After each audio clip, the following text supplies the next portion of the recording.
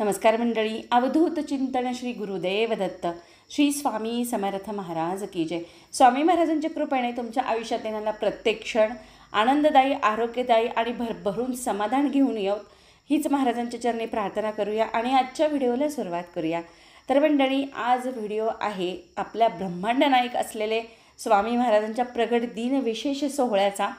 तर कोणती सेवा करायची आहे, नैवेद्य काय करायचं आहे, त्याचसोबत आपल्याला कोणत्या ग्रंथाचं पारायण करायचं आहे. भरभरून सेवा येत आहेत सध्या यूट्यूबवर, पण ना ज्यांच्याकडे वेळ आहे त्यांनी खरंच कराव्यात सर्व सेवा. पण ज्यांच्याकडे वेळ नाही आहे ना, मग त्यांनी काय करायचं, कन्फ्यूज होतं की नाही, की आपल्याकडे वेळ असला तर आपण सगळं सेवा करतो, पण वेळ कमी असेल तर इच्छा असूनसुद्धा आपण सेवा करू शकत नाही ना. तर त्यांच्यासाठी हा व्हिडिओ आहे. व्हिडिओ खूप छोटा बनवला आहे बरं का मी, पण तो खूप महत्त्वपूर्ण आहे, त्यामुळे शेवटपर्यंत नक्की पहा. तर बरं का मंडळी, आपण स्वामी सेवे मार्गामध्ये आलो, आपला असा भ्रम असतो की आपण स्वामींची सेवा करत आहोत, पण हे चुकीचं आहे बरं का. तर स्वामींची आपण सेवा करत नाही आहोत, आपण निवडलेलं नाही आहे स्वामींना सेवा करण्यासाठी.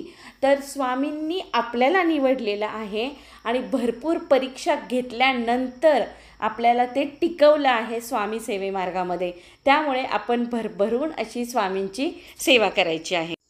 तर मंडळी, आपले ब्रह्मांड नायक असलेले स्वामी महाराजांचा प्रगट दिन आहे 31 मार्च सोमवार. या दिवशी महाराजांचा जन्म झालेला नाही आहे, त्यामुळे जयंती नाही, महाराज प्रगट झालेले आहेत, त्यामुळे प्रगट दिन सोहळा आपण करतो. तर त्या दिवशी लवकरात लवकर, जितकं शक्य होईल तितकं लवकर आपण महाराजांची मूर्ती असेल तर त्या मूर्तीवरती षडोपचारे पूजन करायचं आहे. आता षडोपचारे पूजन म्हणजे काय सुरुवातीला सांगते, आणि हे पूजन ज्यांना वेळ आहे त्यांनी करावं, ज्यांच्याकडे वेळ नाही त्यांनी काय करायचं हे देखील सांगते.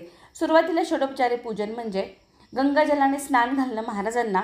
नंतर आपण पंचामृत, त्याच्यामध्ये दही, दूध, तूप, मध, लोणी किंवा आणखी गूळ, हे जे काही पंचामृताचं साहित्य असतं त्यांनी स्नान घालायचं आहे. आणि आपल्याला नाही शक्य झालं तर आपण आपलं जे स्वच्छ पाणी असतं, म्हणजे जे घरातलं आपलं जल असतं, त्याने आपण रोज देवांना स्नान घालतो, त्या पाण्याने आपण महाराजांच्या मूर्तीवरती पुरुष सूक्त या स्तोत्राचं 1 वेळेस किंवा 16 वेळेस पठण करायचं आहे.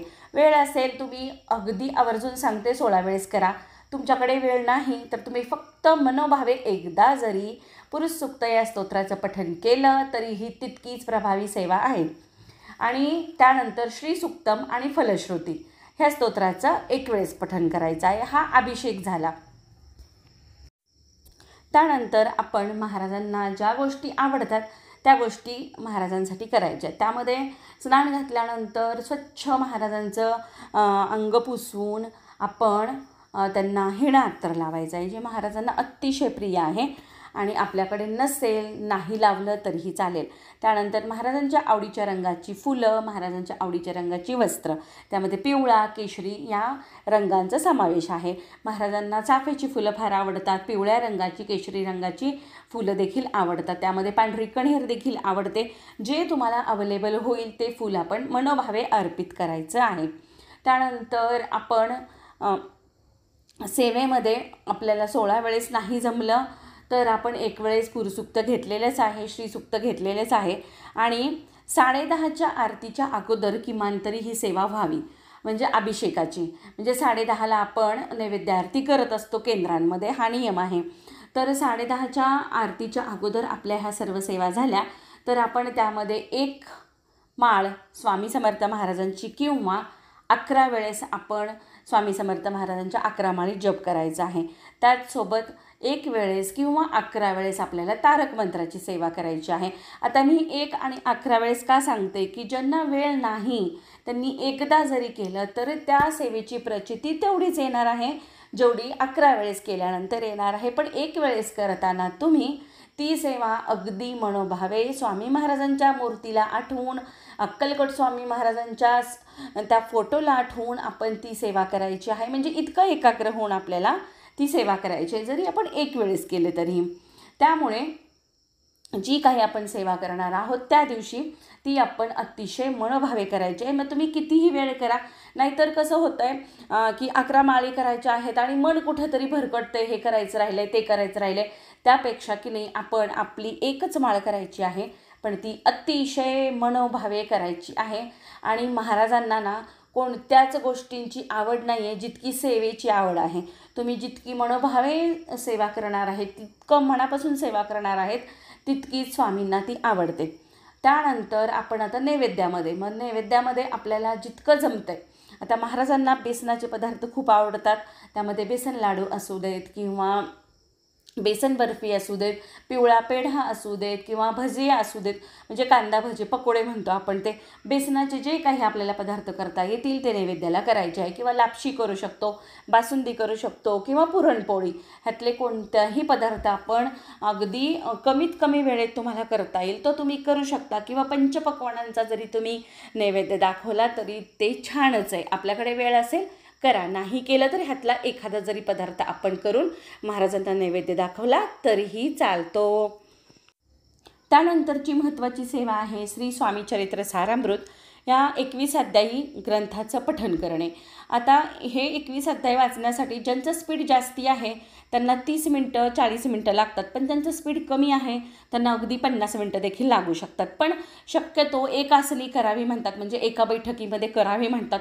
पण नाही शक्य झालं ना तर आपण दिवसभरात 3-3 अध्याय 7-7 अध्याय जरी वाचले आणि त्या दिवशी पूर्ण ते पारायण केलं तरीही चालतं. आता हा माझा स्वतःचा अनुभव मी सांगते की मी एक आसनी भरपूर सेवा करायची पूर्वी, जेव्हा माझ्याकडे वेळ होता किंवा मला मदतीला माझी मुलं असायची. पण आता अशी परिस्थिती, मुलं पण इथं नाही आहेत आणि सासूबाईंची तब्येत देखील नाजूक असते, त्यामुळे एकासनी सेवा सहज शक्य होत नाही.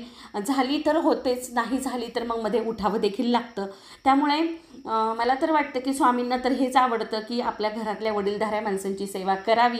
आणि त्यांचं करून जो काही मला वेळ मिळतो त्याच्यामध्ये तर मी सेवा करण्याचा प्रयत्न करतेच. ज्यांच्याकडे वेळ आहे त्यांनी भरभरून सेवा करा, ज्यांना वेळ नाही त्यांनी कमीत कमी करता येईल अशा मी सेवा सांगितलेल्या आहेत. त्याचबरोबर आपण केंद्रामध्ये एकतरी आरतीला जावं. 10:30च्या किंवा संध्याकाळच्या जाताना महाराजांसाठी पेढे घेऊन जावा, नारळ, खडीसाखर, उदबत्ती, जे काय सहज शक्य होत असेल ते घेऊन जा महाराजांना आणि मुजरा करून या, महाराजांचे आशीर्वाद घेऊन या. तर असा हा प्रकट दिनाचा छोटासा व्हिडिओ आहे. तर कसा वाटला तो कमेंट करून नक्की सांगा. जितकी जमेल, जितकी करता येईल तितकी सेवा नक्की करा. आणि हा व्हिडिओ ज्यांच्यासाठी उपयोगी होत असेल त्यांच्यासोबत शेअर देखील नक्की करा. चला तर मग अशा छान छान व्हिडिओमध्ये आपण भेटणारच आहोत. प्रगट दिनाचा माझा स्वतःचा व्हिडिओ देखील येणारच आहे चॅनलवर, त्यासाठी चॅनलला नक्की सबस्क्राईब करा. चला तर मग परत भेटू नवीन व्हिडिओमध्ये. श्री स्वामी समर्थ आणि नमस्कार.